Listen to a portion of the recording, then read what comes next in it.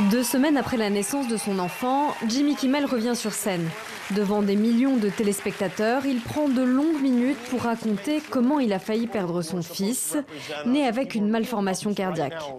Le nouveau-né a été opéré et se porte bien grâce à une médecine de pointe dont tous les Américains devraient bénéficier, selon l'animateur. Ne laissez pas leur querelle partisane nous diviser sur ce que chaque personne respectable veut. Nous devons prendre soin les uns des autres.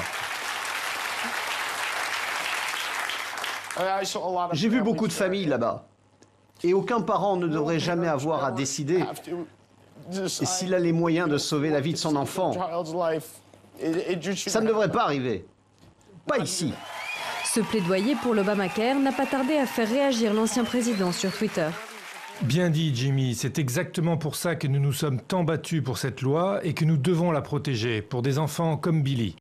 Pas de quoi émouvoir Joe Walsh, un républicain proche de Donald Trump. Désolé, Jimmy Kimmel. Votre triste histoire n'oblige ni moi ni personne à payer pour les soins de quelqu'un d'autre. La Maison-Blanche tente de rassembler les républicains pour abroger l'Obamacare. Fin mars, une première version du texte avait été retirée faute de consensus. Ce jeudi, une nouvelle loi sera soumise au vote. Nous partageons les inquiétudes pour l'enfant de Jimmy Kimmel ou pour tout autre enfant qui aurait besoin de soins.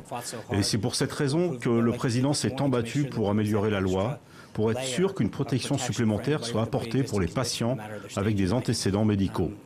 Entre des conservateurs qui trouvent le texte trop timoré et des modérés qui s'inquiètent de voir des acquis disparaître, Donald Trump dispose d'une marge de manœuvre limitée. Il ne doit pas perdre plus de 22 voix dans sa majorité.